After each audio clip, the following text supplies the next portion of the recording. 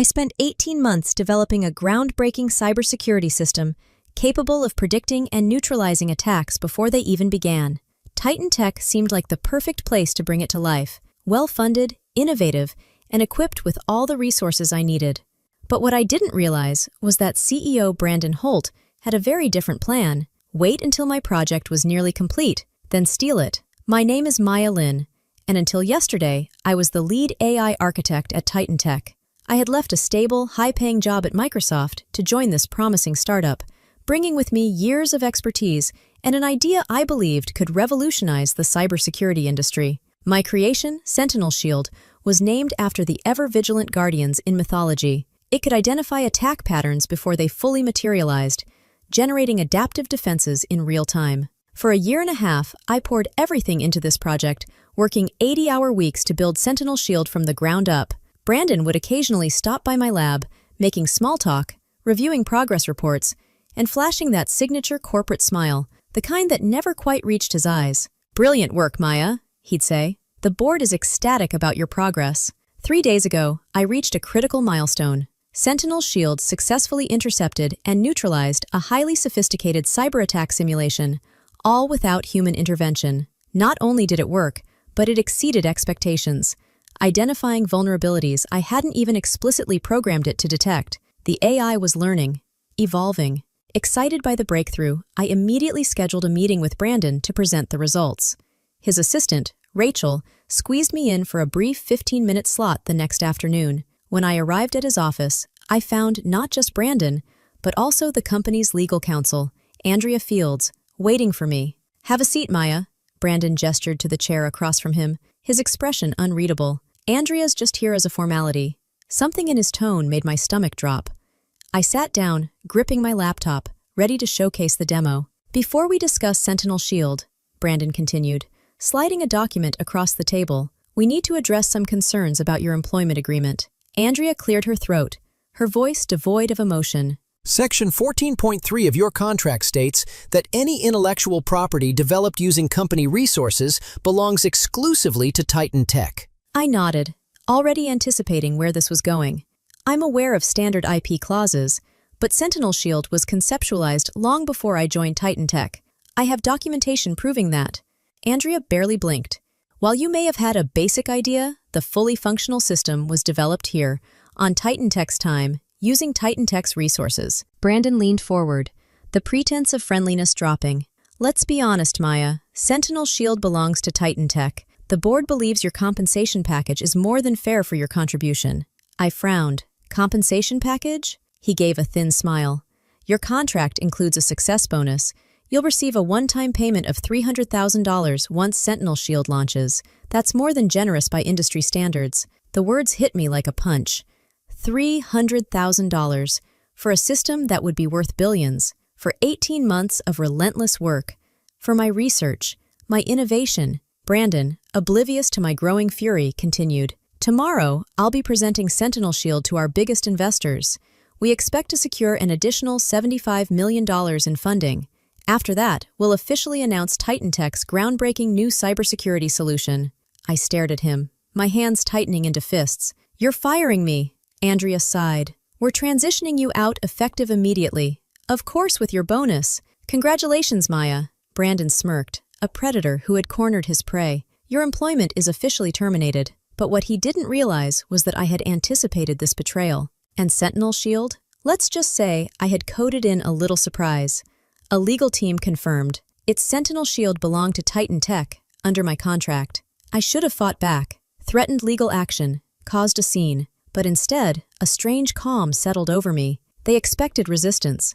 They were prepared for it. What they didn't know was that I was prepared too. 6 months ago, I discovered that Brandon had accessed my secure development server after hours.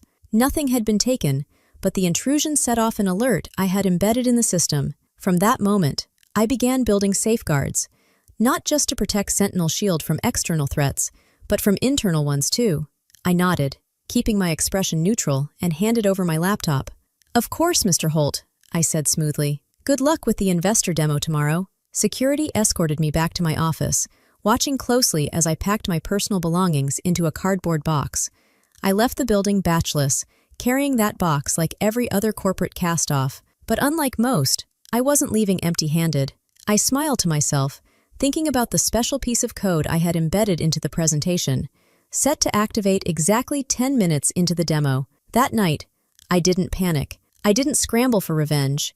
Instead, I ordered takeout, watched a few episodes of a mindless sitcom, and waited. At exactly 9:30 p.m., my phone rang. It was Rachel, Brandon's assistant. "He wants to see you," she said without preamble. I glanced at the clock. "It's almost 10 o'clock. He says it's urgent," she replied. "A car is already on its way." 40 minutes later, I was back at Titan Tech, escorted into the sleek conference room.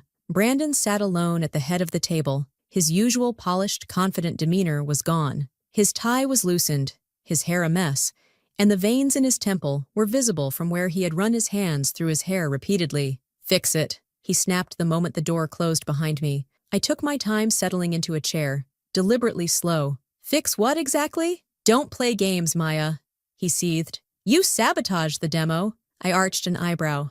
"How could I? I've been gone for 24 hours. Security watched me clean out my desk. I didn't take any devices. I didn't access any systems." Brandon slammed his hand on the table.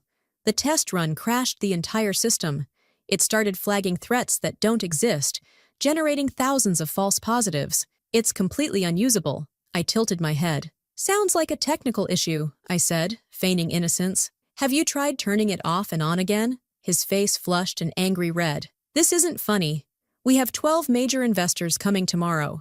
There's $75 million on the line. Your investors," I corrected. "Your system now." Brandon took a deep breath, forcing himself to regain composure. When he spoke again, his voice took on that same smooth, persuasive tone that had convinced so many, including me, to trust him. "Look, perhaps we were hasty yesterday," he said. "I'm prepared to discuss a more equitable arrangement, co-creator credit, a larger compensation package, maybe even some equity." I leaned back in my chair. "What exactly happened during the test run?" Brandon hesitated, debating how much to reveal. The system turned on itself. It started identifying Titan Tech's own network components as threats. Then, it started generating reports, hundreds of them, documenting what it called internal ethical breaches. I couldn't help but smile. "Sentinel Shield is designed to identify threats, Brandon. All threats." His expression darkened. "What did you do?" "I didn't sabotage anything," I said simply. "Sentinel Shield is working exactly as designed. It's an AI system that learns and adapts to protect networks from malicious activity. During development, I fed it case studies of cyber attacks, including cases where the threat came from inside organizations." Brandon's face drained of color. You taught it to spy on us. I taught it to recognize threats wherever they originate." Understanding dawned in his eyes. The system wasn't malfunctioning. It had identified Titan Tech itself as a security risk. Or, more specifically, him. Brandon's expression hardened. "You can't prove any of that."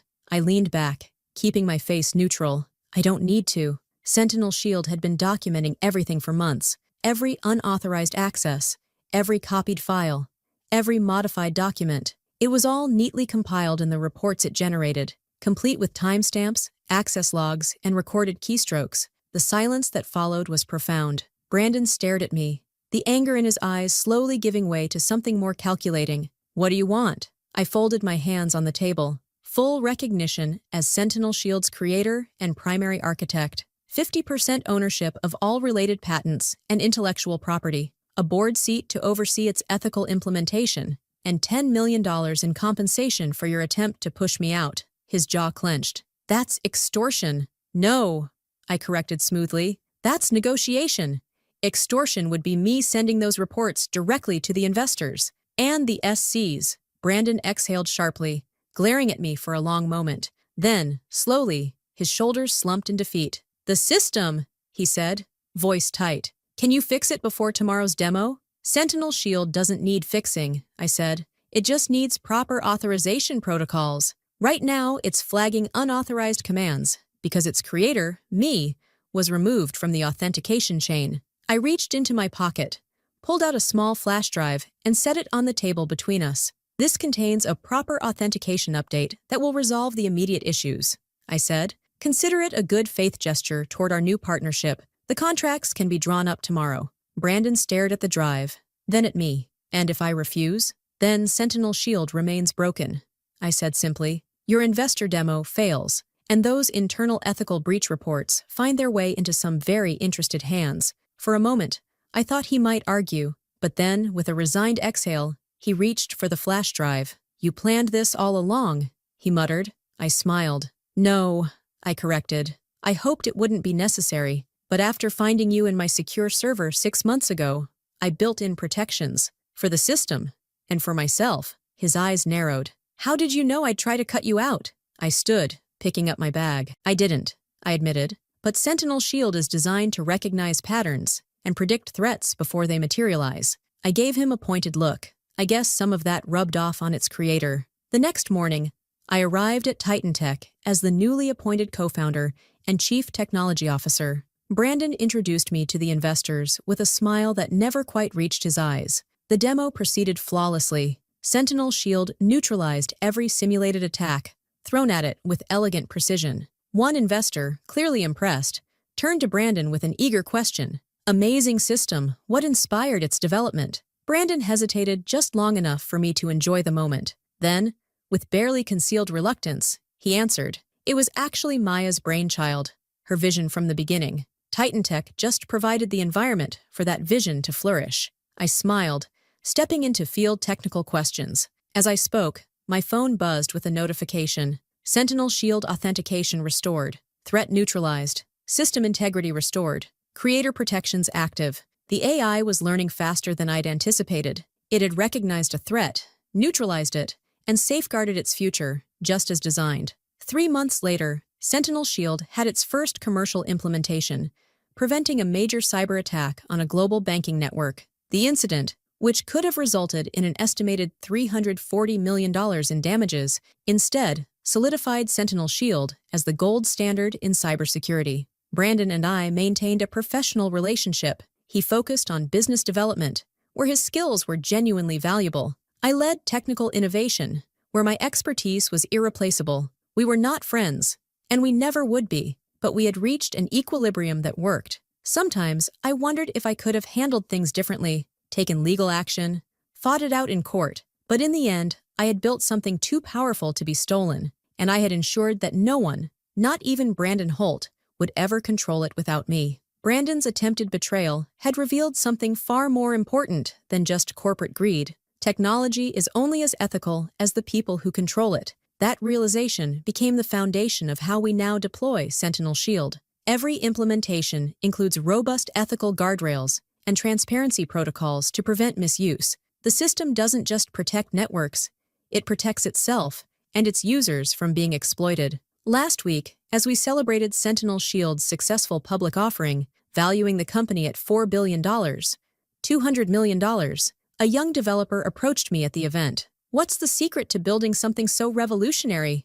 She asked, eyes filled with. I smiled. It's not about the code, I told her. It's about understanding that the greatest security threats often come from where you least expect them. The real challenge wasn't just creating technology, it was ensuring it could adapt, evolve, and defend itself without compromising its core integrity. Build systems that can recognize threats, adapt to them, and neutralize them while maintaining their ethical foundation, I said. The developer nodded thoughtfully. I glanced at my phone, where a quiet notification from Sentinel Shield appeared. System integrity secured, threat neutralized, protections active, just as it was designed to do, just as its creator had learned to do. I want to hear from you. After everything I went through, after being betrayed, underestimated, and nearly erased from my own creation, I came out on the other side stronger, smarter, and in control of my own future. But I didn't do it alone. I had my experience, my instincts, and most importantly, the conviction to stand up for what was mine.